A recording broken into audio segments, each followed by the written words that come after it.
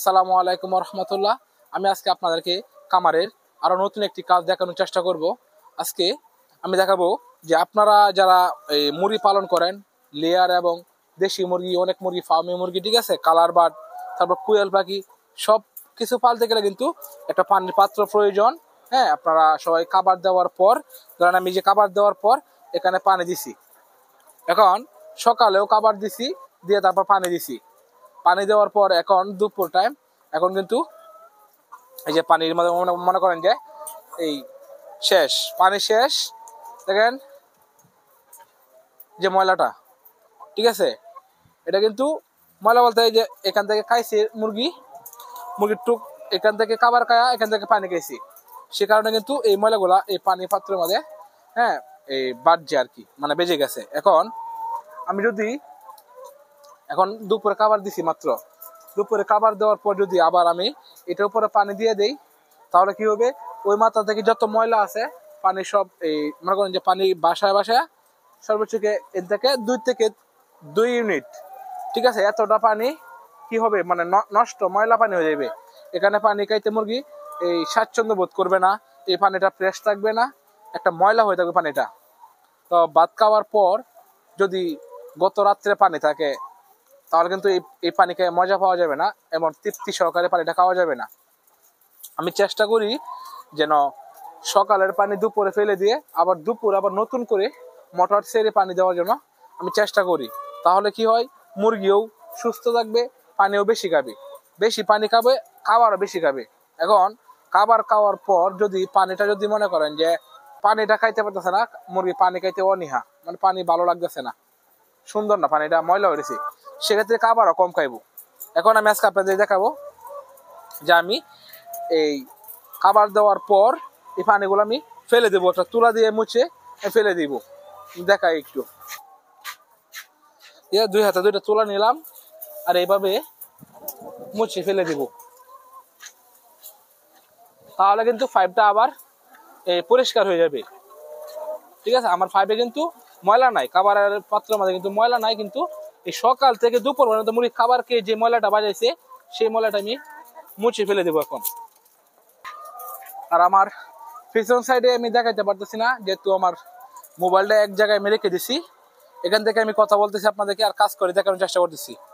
এখন যদি বেশি গরম থাকে তাহলে কিন্তু এই পানি চেঞ্জ করা কোনো বিকল্প নাই। যদি রোদ থাকে তাহলে পরে একদম 12টার দিকে পানি চেঞ্জ করে আবার পানি দিতে হবে, একদম মোটর ছেড়ে ঠান্ডা পানি দিতে হবে।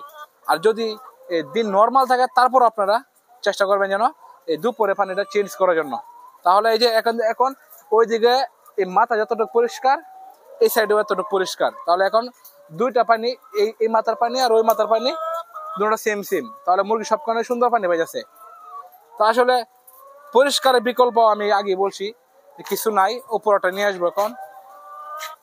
তো এই পাশে কিন্তু শেষ, তুলাতে মুছে ফেলছি। এখন আমি চলে যাব ভিতর সাইডে। এখন এই ভিতর সাইডে পানিগুলো মুছে দেব। আমি এখানে ভিডিও করতেছি বিদায় পানি ফালতে একটু দেরি হবে, না হলে সর্বোচ্চ গেলে 10 থেকে 15 মিনিট সময় হলেই এটা ফেলে দেওয়া যায়, ঠিক আছে। তো এইটুকু সময়ের জন্য খেলামেশা মানে করেন যে আলসামি না করে পানিটা আপনারা ফেলে দিবেন। কোয়েল পাখির যে পাত্রটা পানি দেয়, ঠিক আছে, কোয়েল পাখি দেশি মুরগির জন্য যে ছোট ছোট পাত্রগুলা ব্যবহার করে, এইগুলাও মনে করেন যে চেঞ্জ করে দিবেন। চেঞ্জ করে দিলে সমস্যা নাই, উপকার আসবে, বরং ক্ষতি হবে না। আর আজকে স্যালাইন দেবো না, কারণ আজকে স্যালাইন দেওয়ার মতো গরম নাই, আজকে আবহাওয়া নর্মাল আছে, সে কারণে আজকে স্যালাইন ইউজ করবো না। এখন সব দিকে পানি ফেলানো শেষ, নাকি ডামটা ভরে রাখছিলাম, প্রথমে তুলাগুলো ধুয়ে দিব, এগুলো দিয়ে আবার রাতে কাজ করবো, তো সেই কারণে তুলাগুলো ধুয়ে নিতেছি। না ধুলে এখানে যে ময়লাগুলো বেঁচে থাকবে, তারপর রাত্রে এখানে হাত দিতে একটু অপরিষ্কার লাগে আর কি। এখন সে কারণে এগুলো ধুয়ে নিলাম।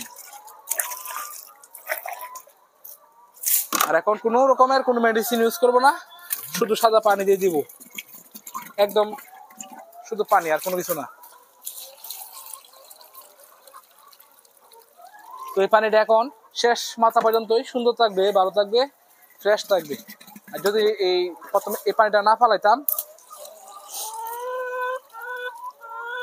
যদি আগের সকালের পানিটা যদি না ফালাইতাম তুলা দিয়ে মুছে, তাহলে কিন্তু পানি দিতাম, মুড়ি খাইতো, কিন্তু পানিটা এখনই নষ্ট হয়ে যেত।